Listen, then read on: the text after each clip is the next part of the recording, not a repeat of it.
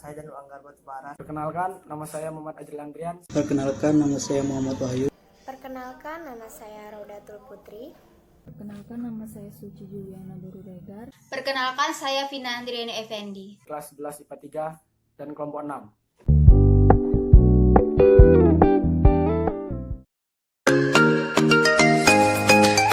Vaksin adalah bahan antigenik yang digunakan untuk menghasilkan kekebalan terhadap suatu penyakit.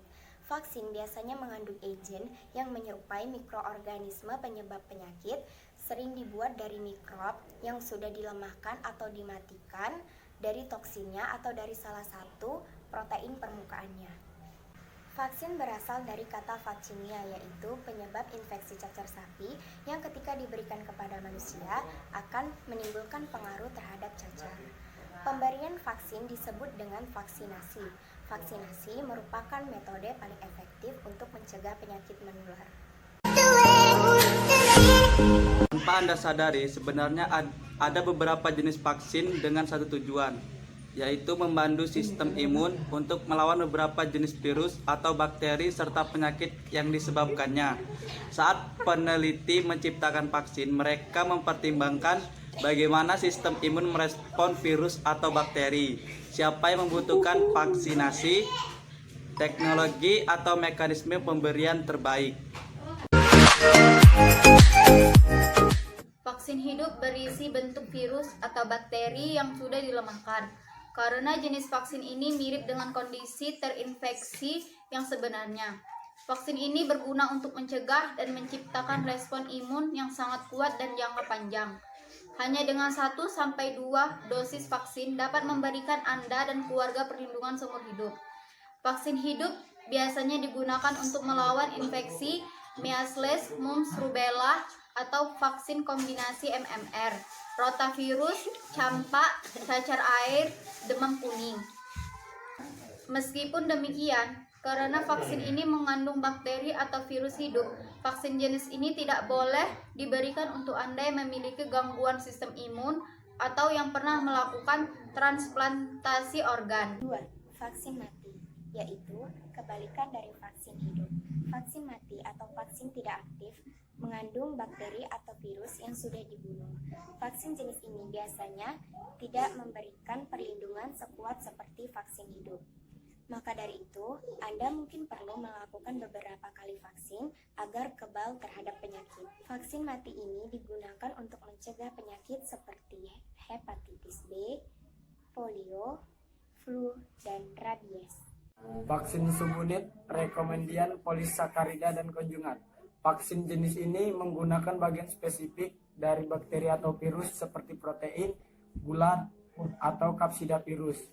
Karena kandungannya yang spesifik, respon kekebalan yang dihasilkan pun sangat kuat sehingga dapat diberikan kepada semua yang membutuhkan, termasuk yang memiliki gangguan sistem imun dan masalah kesehatan jangka panjang lainnya.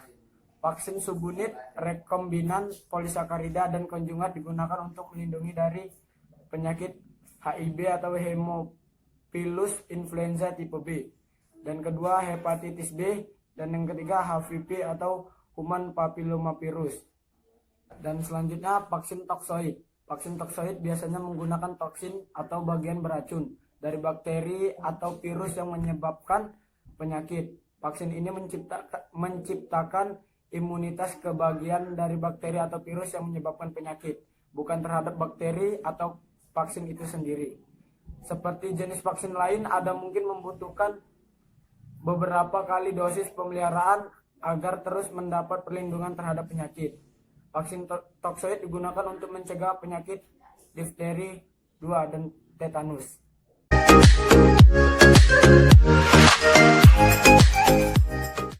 Sistem kekebalan adalah pasukan yang tangguh yang terdiri dari sel, jaringan, dan organ yang bekerja sama untuk melindungi tubuh. Yang pertama, sel darah putih, leukosit. Leukosit beredar melalui tubuh melalui berbagai pembuluh darah kita, memastikan bahwa tidak ada pengunjung yang tidak diinginkan yang dapat mempengaruhi tubuh kita. Ada 2 jenis sel yang membentuk divisi leukosit, fagosit dan limfosit. Fagosit adalah sel pertama yang merespon keadaan darurat. Pernahkah kamu memotong sendiri di dapur saat memasak? Celah di kulit ini merupakan pintu gerbang yang sempurna bagi kuman dan bakteri berbahaya untuk memasuki tubuhmu. Tetapi yakinlah, karena ada fagosit, Anda sudah dijaga. Jika fagosit merupakan kekuatan sistem kekebalan, limfosit adalah otak di belakangnya. Limfosit adalah sel yang memungkinkan tubuh untuk mengingat dan mengenali penyusup sebelumnya dan membantu tubuh menghancurkan mereka. Tentara sistem kekebalan unit limfosit terbuat dari dua jenis tentara, limfosit B dan limfosit T. Limfosit B dan limfosit T, sederhananya limfosit B adalah sistem intelijen tubuh yang mencari penyerang dan mengunci mereka, sementara membiarkan limfosit T tahu bahwa mereka ada di urutan selanjutnya. Limfosit T berperang melawan sasaran penjajah. Jadi, jangan khawatir tentang bakteri atau kotoran, karena sistem kekebalanmu sudah ada di dalam tubuhmu. Dikenal sebagai penghalang dari berbagai macam penyakit, vaksin juga memiliki efek samping yang harus kita waspadai. Efek samping yang harus kita waspadai yaitu yang pertama, rasa nyeri di area tubuh yang sudah diberi vaksin, yang kedua, tubuh merasa lelah, yang ketiga, otot dan sendi nyeri, yang keempat, sakit kepala, dan yang kelima, panas dingin.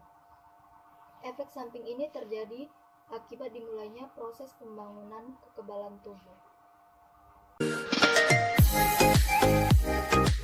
Mengapa Anda harus divaksin? Vaksin dapat menghindarkan Anda dari berbagai macam penyakit serius. Hal yang sama juga bisa dirasakan oleh anak Anda.